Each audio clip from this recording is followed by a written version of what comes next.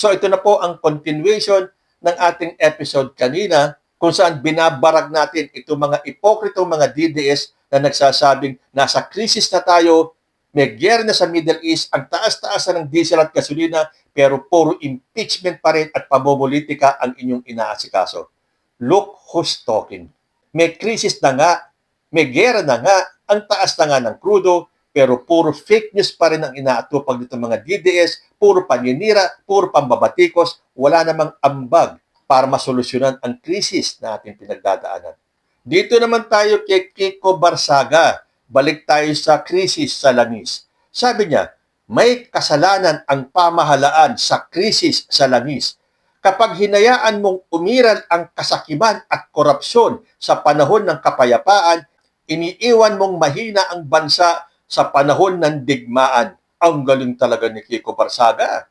Ito ang example ng mga DDS na puro koda. At lahat ng nangyayari sa bansa, kailangan nilang isisi kay President Bongbong Marcos. Unfortunately, sa dinami-dami na mga isyong binabato nila kay President Bongbong Marcos, matatag pa rin po si PBBM. At hanggang matapos po ang kanyang termino, hindi ninyo mapapabagsak si President Bongbong Marcos. Dahil nag-iisip na po ang taong bayan. Ano ang kinalaman ni President Bongbong Marcos sa pagtaas ng gasolina? Meron pong krisis. May digmaan sa Middle East. Pwede bang ang buong mundo nagtaasan ng gasolina? Ang Pilipinas hindi. Isip muna, Kiko Barsaga, hindi yung puro fake news. Sabi tuloy ni Mitch de la Peña, na sobrahan sa kabobohan itong si Kiko Barsaga, pamahalaan daw ang may kasalanan. Lahat pala ng naaapektuhan ng krisis sa langis sa ibang bansa, pamahalaan din nila ang may kasalanan. Imbis yung mga nag-aaway na bansa, mahina daw ang bansa. Bakit kailan ba kayo tumulong sa bansa para lumakas? Puro kayo batikos at kontra sa ginagawa ng gobyerno. Mas marami pa kayong reklamo kaysa sa trabaho. Hawa-hawa na kayo mula sa Vice President, Senador, hanggang Congressman ng mga DDS. Puro walang nagawa para sa bansa. Puro lang reklamo ang alam. Totoo yan, Mitch de la Peña. Basta DDS ka, kahit na ikaw ay senador, kahit na ikaw ay vice president, wala kang ibang makikita kundi ang negative. Na sila din naman ang nagpakalat ng intriga ng mga negative issues na to. Wala naman silang ambag, wala naman silang naitulong. Maiingay lang sila masyado. Tulad ni Kiko Barsaga. Ito pa ang isa, si Kamanggagawa Party List Representative Elijah San Fernando. Sabi niya, Mr. President, gising na! Lumabas na kayo sa sarili nyong mundo. Nasa krisis na po tayo. O kita nyo, itong mga DDS talaga, hindi pa kayo nagbabasa ng dyaryo, hindi pa kayo nakikinig ng balita, or kahit na alam nyong kumikilos ang ating gobyerno, hindi nyo nakikita kasi ang nakikita nyo lang ay puro pangbabatikos. Ang gusto nyo lang mangyari, pabagsakin si President Bongbong Marcos. But again, sad to say, hindi po kayo nagtatagumpay dahil mas kokonti lang po ang utak talangka sa atin. At marami po dyan, mga DDS. Isa ka na doon, Elijah San Fernando. Matagal na pong gising si President Bongbong Marcos. Hindi na lang kayo pinapansin dahil ang tuon ni PBBM ay doon sa ating mga kababayan sa ibang bansa. At kung paano ma-maintain ang presyo ng bilihin at ng gasolina na wala siyang magagawa. Totoo lang po yan. Ang dami pong nagme-message sa akin na ating mga kababayan galing sa iba't ibang parte ng mundo. At isa sa sinasabi nila, sa gitna ng krisis na pinagdadaanan ng kanilang bansa, wala kang maririnig na may ayuda ang kanilang gobyerno.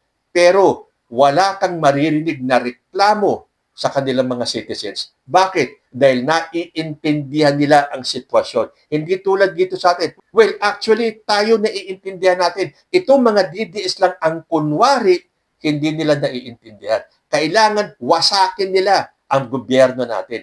Imbis na makipagtulungan sila na siyang dapat natin ginagawa sa sitwasyon na to, ang ginagawa pa nila ay dapat nilang guluhin lalo, sirain lalo ang ating gobyerno. Sabi sa kanya ni Russell Perilla, ikaw ang magising at gisingin mo din ang mga kaalyado mo, mga DDS congressman at senador at ang vice president mo.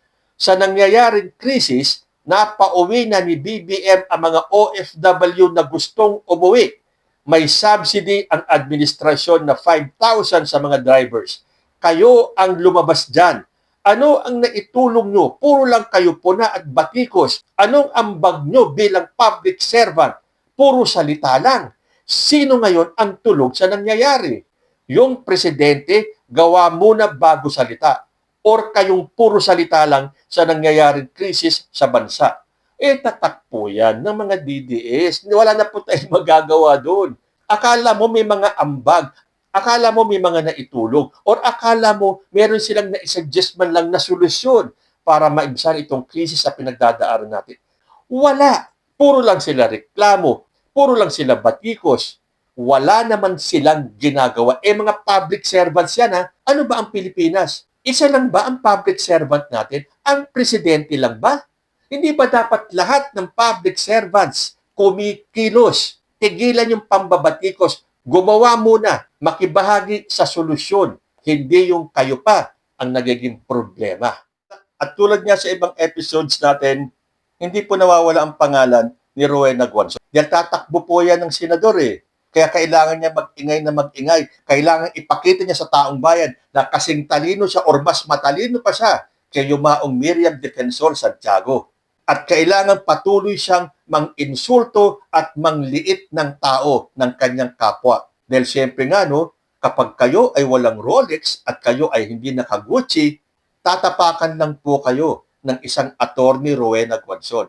Tulad ng ginagawa niyang pagtapak sa ating Pangulo. Sabi niya, Ining, search mo, is President Bongbong Marcos a college graduate? Yung sinasabihan mong hindi college graduate Rowena Guanzon ay ang presidente ng Pilipinas. Ikaw, madami kang naabot academically, professionally, matalino ka, mahusay ka sa lahat ng bagay. Ikaw ang hulog ng langit para masolusyonan lahat ng problema sa Pilipinas. Nasaan ka? Tapos ang lakas ng loob mong tumakbong senador? Hindi uubra yung ginagawa mong panlalait ng kapwa mo para lang mapansin ng taong bayan. At napapansin ka nga, alam ang ugali mo, nagkataon karamihan sa mga Pilipino, walang Gucci, walang Rolex. So paano ka mananalo sa 2028 kung tatakbo ka mang senador? Pero yung instruction niya sa inyo, i-research nyo daw kung nakatapos si Bongbong Marcos ng college. Sabi sa kanya ni Dadan Hipolito, Ining, search mo kung may nagawa si Sara Duterte. Baka pati Google magmura at sabihin sa'yo na alam mo na ngang walang nagawa si Sara Duterte. Search mo pa. Tama nga. Hindi na kailangan i-search pa sa Google kung ano ang nagawa ni Sara Duterte dahil wala naman po tayong nakikitang ginagawa niya. And that is for a fact. Dahil ngayon pa lang, namumuliti ka na, naghahanda na para sa 2028 presidential elections. Tapos sasabihin ni Amy Marcos, may krisis na tayo, pero pamumuliti ka pa ang inaatupag natin. Diyan nyo nakikita kung sino po ang mga ipokrito nating mga public servants. Kung public servant nga ba silang matatawag o Duterte servant. Dito po sa statement ni Representative Kiko Barsaga, sabi niya, President Sara Duterte is the only solution to the massive corruption in our government today. So again, gusto na naman nilang mag-credit grabbing. Gustong sabihin ni Barsaga na si Sara Duterte ang solusyon sa massive corruption sa ating gobyerno, na si Bongbong Marcos ang nagsiwalat. Pero siyempre, gusto nilang agawin ang kredito ibigay kay Sara Duterte na wala namang ginagawa ngayon dahil lang sabi niya sa 2028 pa daw kapag siya ay nanalo, tapos ang korupsyon sa ating bansa. Bakit hindi pa ngayon tumulong? Yun na naman ang gagawin nilang campaign promise na ipakukulong lahat ng sangkot sa korupsyon na to. Dapat unahin ni Sara Duterte yung sarili niya at yung kanyang mga kaalyado. Sagot sa kanya ni Jason Lacorte, anong President Sara? Hindi pa eleksyon, naging presidente na sa inyo? Advance na kayo, meow, meow, meow. Siya ang solusyon. Isa din siya sa mga korap na opisyal ng gobyerno. Paano niya maayos ang mga nakawan sa gobyerno kung siya din ay isang corrupt official. Kung mawawala si Sara Duterte sa gobyerno, maaaring mabawasan ang mga korap sa gobyerno. Yan ang solusyon. At dahil ayaw humarap ni Sara Duterte sa impeachment para linisin ang pangalan niya, sabi ko sa inyo, hindi mabubura sa isipan ng mas nakararaming Pilipino na si Sara Duterte ay korap. Uy, pag-usapan naman natin si Harry Roque. Kung nabalitaan nyo, siya po ay dinimanda ng mga taga-Bataan. Ito po ay may kinalaman sa land grabbing na unang binalita ni Pebbles Talakera. Sabi po dito sa balita, 17 magsasaka sa Bataan naghain ng reklamong land grabbing versus Harry Roque na matinding pinabulaanan ni Harry Roque. Pero ang magiging solusyon dyan, Harry Roque, umuwi ka dito at sagutin. Ang mangyayari dyan na lagi mong ginagawa, diyan ka dakdak ng dakdak, ayaw mo naman umuwi para linisin ang pangalan nyo. Sa bagay, pare-pareho naman kayo nila Sara Duterte. Gagawa ng multo, gagawa ng anomalya, pero kapag singilan na, tatakbo, tatakasan ang pananagutan. Sabi ni Melinda Damonos, ngayon mo sabihin na pinupolitika ka, Harry Roque. Mga taga-Bataan na magsasaka ang nagkaso sa'yo. Puro ka intriga at batikos sa administration ni Marcos, kagagawan mo din lahat kung bakit nagkaganyan sitwasyon mo. Dami mong naloko sa Bataan at isama mo pa ang Pogo. May kaso ka ding human trafficking. Kasalanan mo, tapos kay Marcos mo isisisi ang nangyayari sa'yo. Alam mo, Melinda Damonos, yan po talaga ang style ng DDS. Gagawa sila ng mga kaso, tapos isisisi nila kay President Bongbong Marcos ang nangyayari sa kanila. Classic example, yung nangyari kay Digong. Ang daming napatay sa EJK, idinimanda siya sa ICC, at nung idinimanda siya, wala pa sa posisyon si President Bongbong Marcos. Ngayon siya ay hinuli at dumadaan sa proseso sa ICC, kay President Bongbong Marcos nila sinisisi. So what else is new? Mga duwag kasi yung mga yan. Gagawa-gawa ng multo na sila din ang matatakot. Dito naman tayo kay Chavit Singson. Nung sinabi niya na siya na nagnakaw, siya pa hero pertaining to President Bongbong Marcos. Na si Bongbong na daw ang nagnakaw, siya pa ang lumalabas na hero. Teka muna, Manong Chavit. May napatunayan ba kayo na nagnakaw si President Bongbong Marcos? Nasaan ang resibo? Hindi na po pwede yung puro na lang kayo batikos, puro na lang kayo akusa. Maglabas kayo ng resibo. Maglabas kayo ng ebidensya. Dahil hanggat wala kayong nailalabas na ebidensya, talagang lalabas na hero si President Bongbong Marcos. Hindi tulad ng ginagawa niyong hero, sabi nga ni Robin Padilla, bayani na daw si Digong. May mga ebidensya ng EJK. Yan ba ang sasabing hero? At least yung kay Digong, may mga ebidensya, may mga resibo na siya ay pumatay. Itong kay Bongbong Marcos, nasaan ang resibo ninyo na siya ay nagnakaw? Ilabas mo, Chavit Singson. Sabi tuloy ni Michelle Mercado, puro kayo magnanakaw si Marcos. Si Marcos ang mastermind. Mga ipokrito. Puro kayo turo na magnanakaw si ganito, si ganyan. Dapat ebidensya muna ang nilalabas nyo. Hindi yung puro pagbibintang at pagtuturo na wala namang ebidensya. Kung sino pa yung mga nagtuturo na magnanakaw si Marcos, sila pa yun may mga kasong plunder. Ang galing, di ba? Pa-victim si Chavit, kinasuhan ka ng plunder at land grabber ng mga kababayan mo sa Ilocos Sur. Dahil nga gusto nilang pagtakpan yung kanilang mga kasalanan, kailangan nilang ibato kay President Bongbong Marcos na lahat ng kasalanan, pati yung mga nangyayari sa kanilang mga kamalasan, yung nabubuko yung kanilang mga ginawang mga anomalya, kailangan isisi nila kay President Bongbong Marcos. Kasalanan mo yan, Bongbong Marcos, kaya ako ay dinimanda ng land grabbing, kaya ako ay dinimanda ng plunder. Kasalanan mo yan. Kung hindi ikaw ang presidente, kung si Sara Duterte ang presidente, walang magkakaso sa akin. Walang maglalakas loob na kasuhan ako dahil ako ay nakakabit kay Sara Duterte. Sorry na lang kayo. Si Bongbong Marcos ang presidente. At hanggat wala kayong nilalabas na resibo na siya ang nagnakaw, kayo ang dapat magpatunay, Chavit Singson, na wala kang kinalaman dun sa plunder case mo. Okay?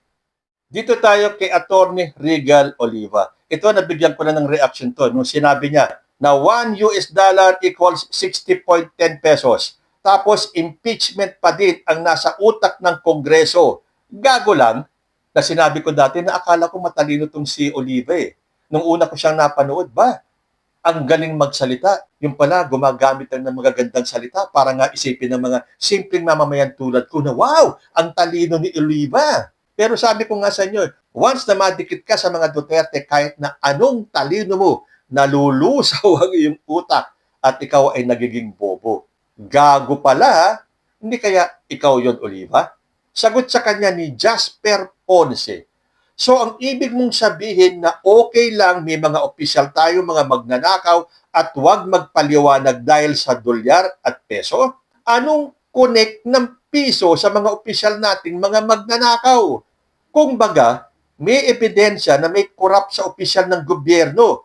Ang gagawin, huwag hulihin dahil mababa ang peso o mataas ang dolyar. Lahat na lang i-connect ninyo. Parang sinabi nyo na din na may tumaing aso kaya bawal ang impeachment. Di ba? Anong connect?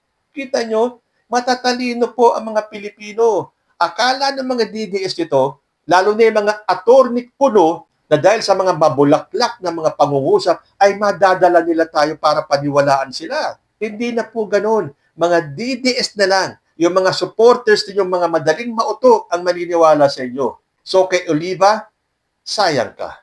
Isa pang DDS na masyadong paepal, itong si Cathy Binag. Sabi niya, budol ang ayuda, nagmumukha tayong pulubi na tila nanlilimos sa gobyerno. Akala mo naman super talino itong si Cathy Binag. Ano ba ang naiambag mo, Cathy Binag? Maliban sa paninira sa gobyerno ito. Uy, teka muna, nasaan na yung USB? Kailan mo talaga ilalabas yan? So palabas lang yung kunyari ilalabas mo yan nung nag-file kayo ng impeachment laban kay President Bongbong Marcos. Hindi natuloy. Nabuko kagad kayo. So, wala na naman yung USB. Itatago mo na naman sa baol at ilalabas mo kunwari kapag may bagong issue.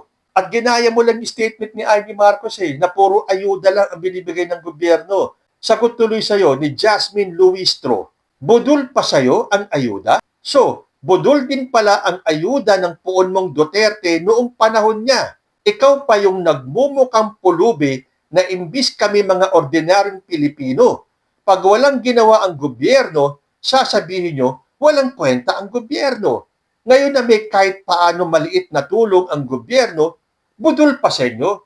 Yan po yung sinasabing, damn if you do, damn if you don't. Dahil yan po talaga ang tatak DDS. Kapag wala pang ginagawa ang gobyerno, magrereklamo kayo. Kapag may ginagawa ang gobyerno, magrereklamo pa rin kayo. Saan lulugar ang gobyerno natin? Buti na lang, hindi pala patol si President Bongbong Marcos dahil alam niya na puro nonsense lang ang mga kuda ninyo. And it will be a waste of time para patulan kayo.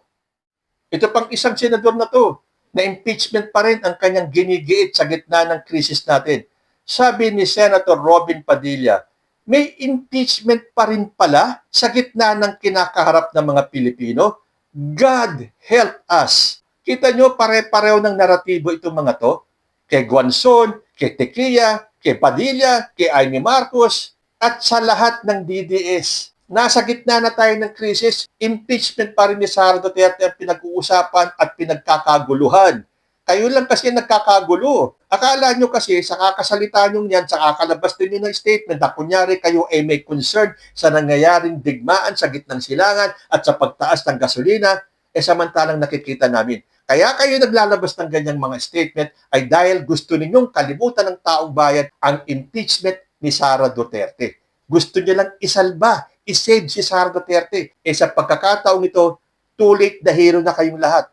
Kung nagawa nyo last year na harangin ang impeachment ni Sara Duterte, not this time. At kung sakaling matuloy sa Senado ito, i-acquit man siya ng mga Duterte senators at kung sakaling iakyat na naman nila sa Supreme Court yan at harangin na naman ng Supreme Court ito, hindi na po maaalis sa isipan ng taong bayan that Sara Duterte is guilty as hell. Sa bagay, sabi naman niya, siya yung presidente ng impyerno. So, maging guilty as hell man siya, okay lang. Dahil siya naman ang presidente doon. Sabi ni Karen Muñoz, anong gusto nyo? Dahil lang mataas ang gasolina, kailangan nating huminto, bawal mag-hearing, at bawal ding magpaliwanag ang magnanakaw na opisyal ng gobyerno? Bakit pag tinigil ba ang impeachment ni Sara Duterte, gaganda ba ang buhay ng mga Pilipino? O nakita nyo, Senator Robin Padilla, hindi nyo na po mauuto ang taong bayan. Well, okay, ang mga DDS mauuto ninyo, but not the rest of the Filipino. The majority of the Filipinos na gustong harapin ni Sara Duterte ang impeachment niya. Kung mapatunayan niyang wala siyang kasalanan, so be it. Lilinis ang pangalan niya at mas dadami pa ang boboto sa kanya sa 2020. Pero sa ginagawa niyang pag-iwas sa impeachment, lalo lang pong nasisira ang kredibilidad niya at lalong naniniwala ang majority ng Pilipino na guilty si Sara Duterte. Kayo po, ano ang masasabi ninyo? Comment lang po down below and I will see you in my next video. Diyos te Agnina.